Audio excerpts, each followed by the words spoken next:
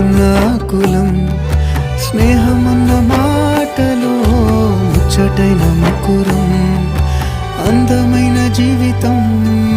పంచుకున్న దోస్తులం బాధలెన్ని చేరినా బెదిరిపోని మిత్రులం